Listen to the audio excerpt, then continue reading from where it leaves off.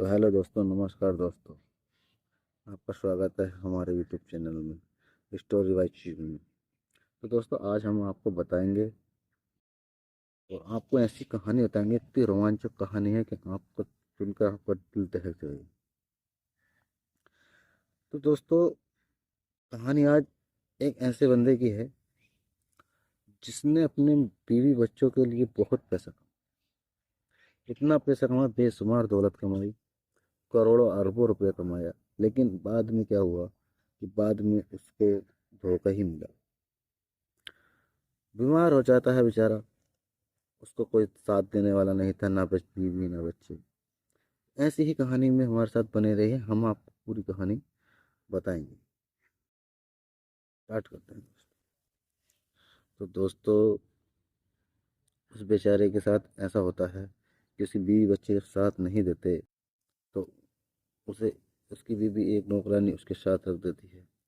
उसके बाद वो अपनी बीवी को एक ऐसा राज बताना चाहता था, लेकिन उसकी बीवी उसके पास तक नहीं आती, तो वो उसका राज उसके दिल में ही छिपा रह जाता है। तो स्टार्ट करते हैं वीडियो को, ध्यान से सुनिएगा। तो दोस्तों, ये कहानी है उत्तर प्रदेश की, कानपुर शहर। तो दोस्तों, एक व्यक्ति हैं जिनका नाम मोहनदास।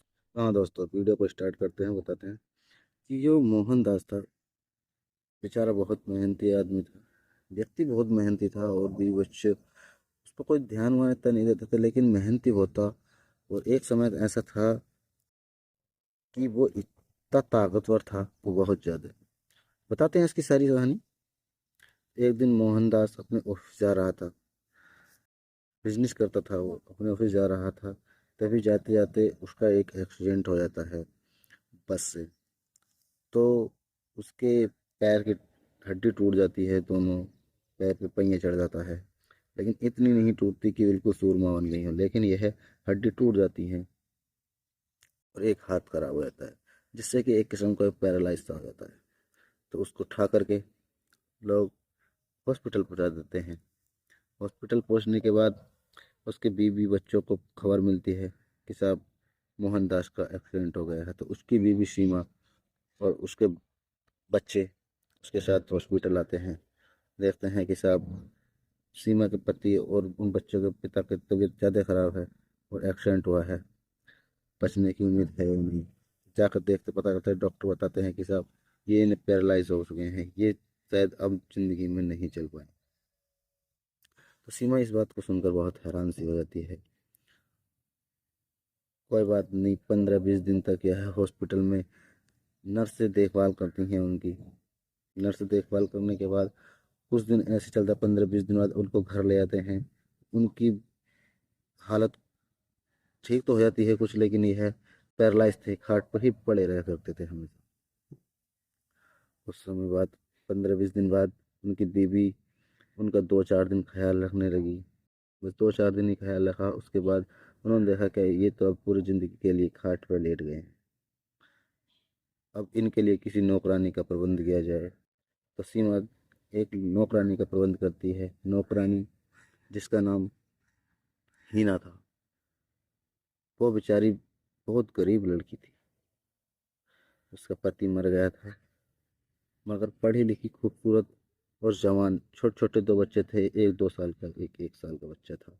और बेचारी यहीं पे कैसे कि किसी के घर जाके चौकावर्ती कर लेना, ऐसे ऐसे काम करती रह रही थी। तो उन्होंने देखा अच्छी है, समझदार है, पढ़ी लिखी है, अच्छे से पैसे डाल लेते सीमा भी। रामदास भी। तो दोस्तों, थोड़ा गला खराब हो सका।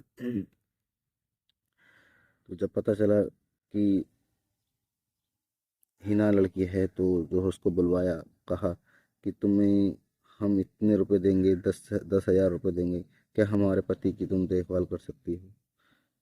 देखो, हिना को तो काम की ज़रूरत थी, तो हिना बोली हाँ, मैं कुछ भी काम करने के लिए तैयार हूँ। मैंने अच्छा हाँ, तो ठीक है, तो हम आपको काम ये दिया था, हमारे पति की देखभाल आपको करनी है, अच्छी तरह से करनी है। तो हिना हाँ कर देती है। कोई बात नहीं साहब। अब हिना भैया रोज अपने काम पर आती और इसके पति की देखभाल करती। लेकिन काम वो करती थी बेचारी जो एक पत्नी करती थी। उसके कपड़े नहलाना धुलाना, लेटरिन पेशाब सब तो वो ही कराना था। वो भी एक जवान लड़की थी। कोई बात नहीं था। ऐसे ही कुछ दिन चलता रहा, लेकिन उसकी बीवी 10 दिन में 8 दिन में उसको देखने के लिए आती थी। उसको रामदास को एक दूसरा घर था, उनको वहाँ पर शिफ्ट किया था, उनको मेन घर में शिफ्ट नहीं किया था। ऐसे ही कुछ दिन चलता रहा, कोई नहीं आया। तो जब देखा कि 3 साल बीत गए, लेकिन ये देखा कि पैरालाइज हो गए हैं पूरी तरह से, ये अब खाट पर से नहीं उठ पाएंगे, तो अब हग लैट्रिन पैट्रिन सब ये है खाट पे ही करेंगे। तो उनके द्वारा कोई नहीं आता था। जो हिना थी, वो समझदार लड़की थी, वो बोली, साहब मैं आपकी पूरी ज़िंदगी भर देखभाल कर लूँगी, आप बस। क्योंकि हिना को तो पैसे की ज़रूरत थी, नीड थी, इसलिए वो बेचारी उसकी देखभाल करती रह रही थी। वो कह रहा था कि मेरे बीवी बच्चे कोई नहीं थे, तो वो कहती थी, सर कोई परेशानी नहीं सर, मैं अपने आप आपकी सब देखभाल करती रहूँ, आपको देंगे। तो उसमें रामदास ये कहना चाहता था कि मेरे दिल में कोई राज है, मैं अपनी बीवी को बताना चाहता हूँ। मैं एक बार मुझसे आप मिल लेती तो मैं कृपया करके उसे राज बता देता। हिना बोली कि सर मुझे बता दीजिए, मैं बता दूंगी जा करके। नहीं, मैं उसे ही बताना है, रामदास बोला। ऐसे ही कुछ दिन और चला। जब उसके बीवी बच्चे ने बिल्कुल आना ही बंद कर दिया, तो रामदास बोला, बीवी को क्या बताऊंगा, मैं आपको ही ये राज बताऊंगा। बोले क्या राज है सर? तो मुझे बैंक लेके चलो। रामदास बोले, मुझे बैंक लेके चलो। बैंक में जाकर पता चलता है कि उसकी बैंक में 1 करोड़ रुपया। उसने 1 करोड़ रुपया निकाल लिया बैंक से, और कह दिया हिना से कि जाओ, इन पैसों को ले जाओ और अपने जीवन व्यतीत करो अच्छी तरह। मैं तो आज भी मरना है, कल ही मरना। तो हीना ने कह दिया, नहीं सर, मैं आपको छोड़कर नहीं जाऊंगी, मैंने आपको ठीक करने के लिए ही पैसे लेती हूँ, आपकी देखभाल के लिए ही पैसे लेती हूँ, मैं ऐसे नहीं जाऊंगी। तो उन्होंने अपने सेठ को समझाया, सेठ आप इसमें से 20-25 लाख रुपए खर्च कर दें, अच्छे हॉस्पिटल में बैठते हैं, क्या पता आपकी हालत में कुछ सुधार आ जाए। सेठ नहीं माना, लेकिन हीना ने जबरदस्ती किसी दूसरे नए हॉस्पिटल में, बड़े हॉस्पिटल में उनको जाकर भर्ती कर दिया। उसके बाद कुछ दिन ऐसे चलता रहा, तो धीरे धीरे सेठ की हालत में कुछ सुधार सा आया, बेड से उठ के बैठने लगा। कोई बात नहीं साहब, कुछ दिन ऐसी और भी तरह साल भर और हुआ, तो क्या वो बैसाखी के साथ चलने शुरू स्टार्ट कर दिया सेठ ने।